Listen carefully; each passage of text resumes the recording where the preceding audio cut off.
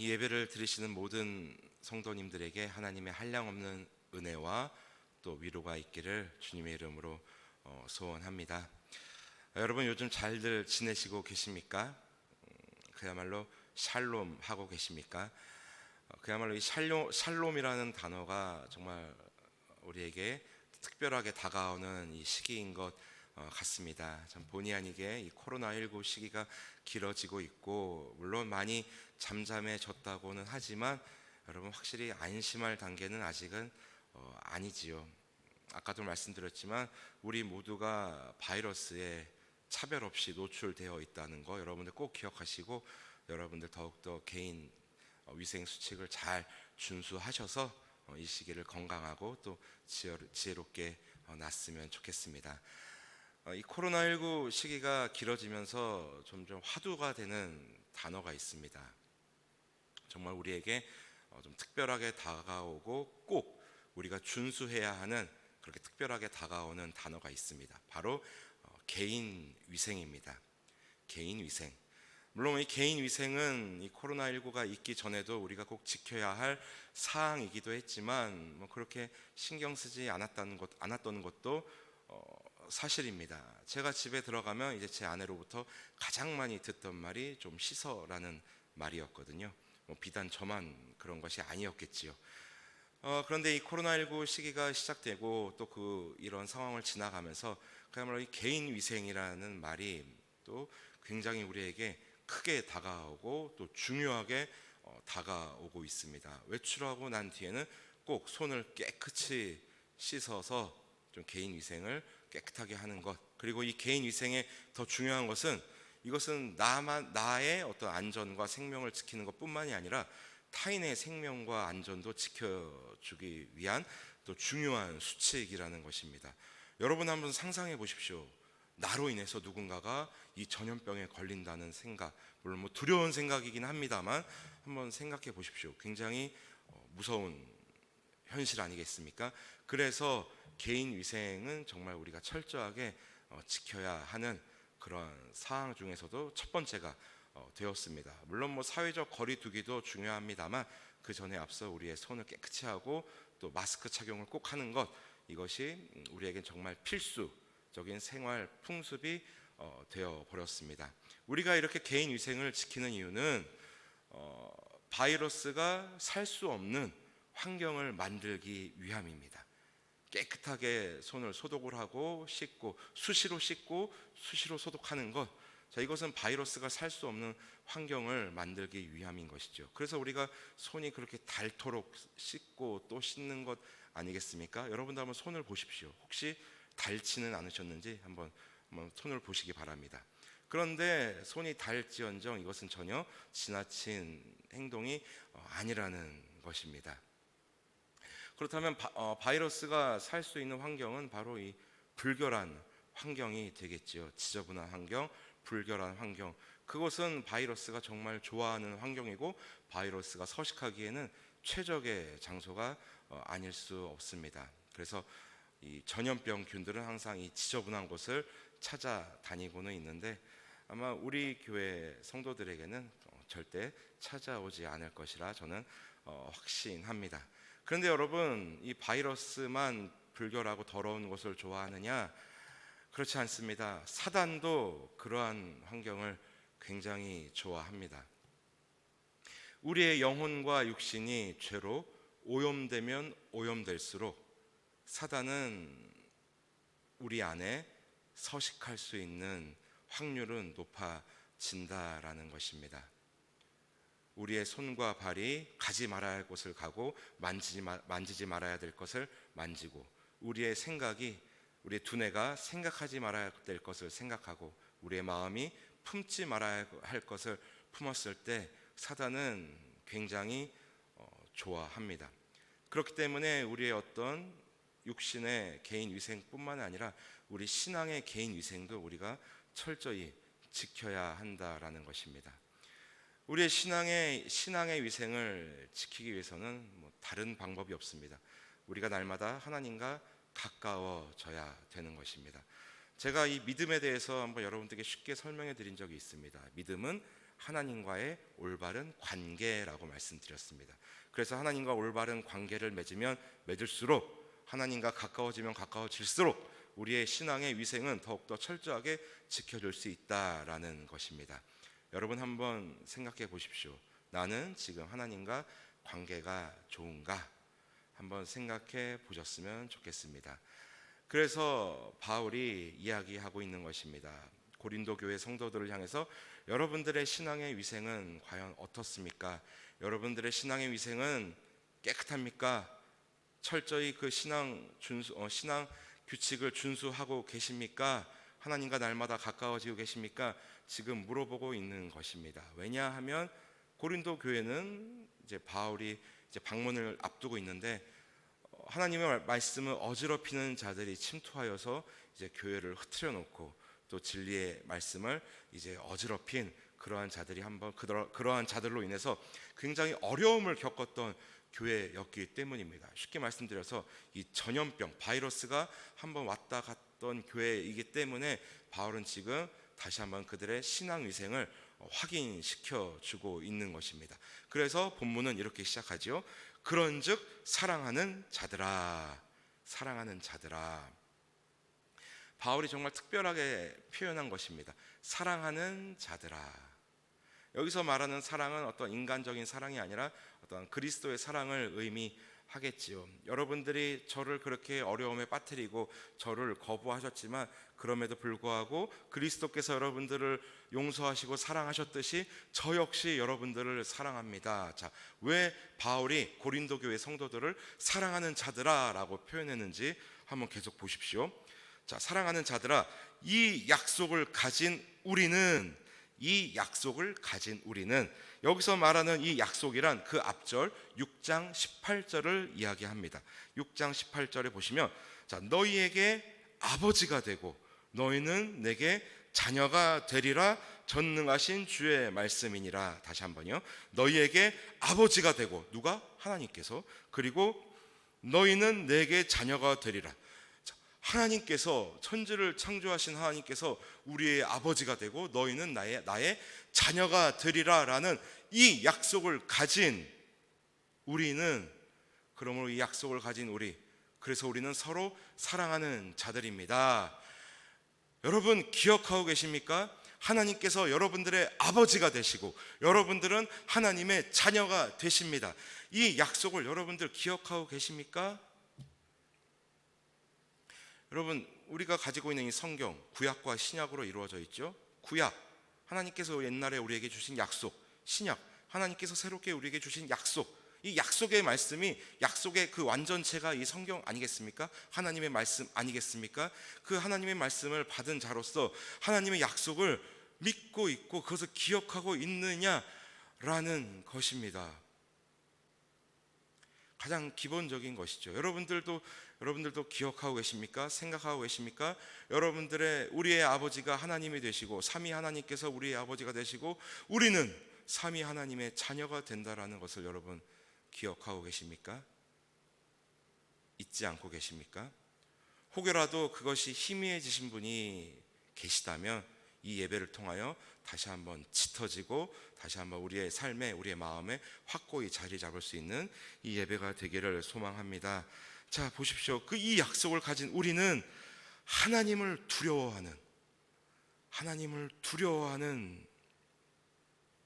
여기서 하나님을 두려워하는 이란, 두렵다는 얘기는 나 무서워, 하나님 진짜 무서워, 이런 공포가 아니라 하나님을 경외하는 이란 뜻입니다. 하나님의 그 완전하심과 전능하심을 보니 막 가슴이 너무 설레고 가슴이 두근거려. 어떻게 저분이 내 아버지가 되지? 어떻게 내가 감히 저 하나님의 자녀가 될 수 있지? 하면서 떨려오는 그 전율, 그 감동, 그것에 더 가깝게 생각하시면 되겠습니다. 자, 이렇게 이 약속을 가진 우리는 하나님을 두려워하는 가운데서 하나님은 끊임없이 우리의 아버지가 되고 우리는 그분의 자녀가 되어 주신다고 말씀해 주시고 약속해 주심에도 불구하고 우리는 자꾸만 하나님으로부터 멀어지려는 습성이 있습니다. 여러분, 우리 인류의 역사는 죄의 역사 아니겠습니까? 죄라는 것이 무엇입니까? 하나님을 대적하는 것이 바로 죄입니다. 하나님과 멀어지는 것이 죄입니다. 인류의 역사는 이 죄의 역사라고 해도 과언이 아닙니다. 여러분, 이스라엘 백성들을 생각해 보십시오. 하나님께서 그들을 그렇게 인도해 주시고 먹여주시고 살려주시는데도 끊임없이 하나님을 배반하고 하나님을 떠나고, 그래서 선지자들을 그렇게 보내주시고 때론 친히 나타나셔서 그들의 아버지가 되시고 너희는 나의 자녀가 된다는 것을 그렇게 나타내 주시고 약속해 주셨음에도 불구하고 그렇게 하나님을 떠나려 했던 그들의 모습, 우리들의 모습이죠. 그래서 하나님은 이렇게까지 우리들에게 약속해 주셨습니다. 말씀해 주셨습니다. 아주 알아듣기 쉽게 약속해 주셨습니다. 자, 이사야서 49장 15절 여러분 제가 읽어드리겠습니다. 이사야 49장 15절 여인이 어찌 그 젖 먹는 자식을 잊겠으며 자기 태어난 아들을 긍휼히 여기지 않겠느냐. 그들은 혹시 잊을지라도 나는 너를 잊지 아니할 것이라. 자, 보십시오. 여인이 어찌 그 젖 먹는 자식을 잊겠으며 자기 태에서 난 아들을 긍휼히 여기지 않겠느냐. 여러분들, 자, 부모님들 생각해 보십시오. 여러분들의 자녀가 태어났을 때 얼마나 귀하고 정말 한순간도 그 나의 자녀에게서 이 눈길을 거두지 않으려고 정말 무진 애를 쓰시고 나는 굶더라도 내 자식은 꼭 먹이려고 그렇게 여러분 애를 쓰시지 않으셨습니까? 그렇게 양육하시지 않았습니까? 그런데 여러분, 우리가 완전하게 우리의 자녀들을 그렇게 지키고 먹이고 양육시켰습니까? 우리가 한눈 팔 때도 있고 때로 너무나 졸려서 우리가 깜빡 잠이 들 때도 있고 우리의 아이의 울음소리를 못 들을 때도 있습니다. 그건 틀림없는 우리의 연약함, 우리가 갖고 있는 한계점입니다. 그러나 하나님은 결코 그렇지 않다라고 말씀해 주십니다. 한눈도 팔지 않고 딴 생각도 하지 않으시고 오직 우리 한 사람 한 사람, 우리 당신의 자녀 되는 당신의 백성들, 당신의 자녀들을 지켜보고 계시고 보호하시고 인도해 주신다고 우리에게 그렇게 약속해 주셨다라는 것입니다. 이 약속을 가지고 있는 우리라는 것입니다. 그런데 우리는 자꾸만 그 약속을 잊어버리고 망각하고 하나님으로부터 멀어지려 하고 있고 더 세상적인 방법, 세상적인 것을 더 선택하려는 우리의 습성을 보게 됩니다. 그것이 우리 인간입니다. 여러분, 기억하십시오. 우리는 결코 의인이 아닙니다. 우리는 죄인이었던 자들입니다. 그래서 죄인된 우리를 그리스도의 보혈로 깨끗이 씻어주시고 우리를 의인이라 칭해주신 것, 그것이 바로 하나님의 은혜요, 하나님의 선물이라는 것이지요. 그리고 하나님의 약속이라는 것이죠. 자, 이 약속을 가진 우리들이 하나님을 두려워하고 하나님을 경외하고, 자, 하나님을 경외하는 가운데서 거룩함을 온전히 이루어, 자, 하나님을 두려워하는 가운데서 거룩함을 온전히 이루어 하나님을 날마다 경외하고 하나님의 그 전능하심과 하나님의 그 완전하심을 날마다 감격하면서 그러한 마음으로, 자, 그러한 마음으로 거룩함을 온전히 이루어. 여러분, 이 거룩함을 온전히 이루어라는 말은 그냥 어떠한 지점을 이야기하는 것이 아니라 우리가 앞으로 가야 할, 계속해서 이루어 가야 할 선을 이야기합니다. 계속해서 거룩함을 날마다 이루어 가야 되는 것입니다. 거룩함이 무엇입니까? 구별됨이죠. 좀 더 구체적으로 말씀드리면 죄로부터 멀어지는 겁니다. 죄로부터 멀어지는 것, 이것이 바로 거룩함입니다. 이것을 온전히 이루어 돼야 되는 것입니다. 조금 유식한 말로 하자면 날마다 성화를 이루어 가야 되는 것입니다. 자, 이것과 결을 같이 하는 사도 바울의 그 권면이 또 있습니다. 자, 두 절을 제가 읽어드리겠습니다. 먼저 빌립보서 1장 27절입니다. 오직 너희는 그리스도의 복음에 합당하게 생활하라. 다시 한번, 오직 너희는 그리스도의 복음에 합당하게 생활하라. 복음에 합당하게 생활하는 것, 이것이 바로 온전히 거룩을 이루어 간다라는 것이죠. 자, 이것은 바울이 빌립보 교회 성도들에게 쓴 편지입니다. 빌립보서는 제가 여러분들과 함께 이제 말씀을 나눴던 성경인데, 바울이 이제 로마 감옥에 있으면서 빌립보 교회 성도들에게 이제 권면하면서 쓴 편지잖아요. 오히려 바울은 그들에게 이제 권면합니다. 복음에 합당하게 생활해 주십시오. 복음에 합당하게 살아가 주십시오. 천국 시민답게, 하늘의 시민권을 가진 사람답게 살아가 주십시오. 그리고 또 이것과 결을 하는 구절이 있습니다. 자, 빌립보서 2장 12절입니다. 그러므로 나의 사랑하는 자들아, 너희가 나 있을 때뿐 아니라 더욱 지금 나 없을 때에도 항상 복종하여 두렵고 떨림으로 너희 구원을 이루라. 두렵고 떨림으로 너희 구원을 이루라. 하나님의 그 경외함을 날마다 품고, 그리고 하나님을 신뢰하고 그 약속을 상기하며 그 믿음을 가지고 날마다 그러한 삶을 살아가라라는 바울의 권면입니다. 여러분, 어떻게 그러한 삶을 지금 살아가고 계십니까? 물론 이 질문은 저 스스로에게도 던지는 질문입니다.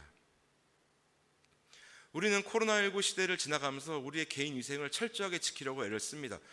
틀림없이 그래야만 합니다. 우리 육신의 개인 위생뿐만 아니라 우리 신앙의 개인 위생을 위해서도 우리가 생각하고 또 그 규칙을 준수하고 있는지 한번 생각해 보았으면 좋겠습니다. 약속을 가진 자들로서 말이지요. 자, 그러면서 바울은 또 이야기합니다. 자, 거룩함을 온전히 이루어 육과 영의 온갖 더러운 것에서 자신을 깨끗하게 하자.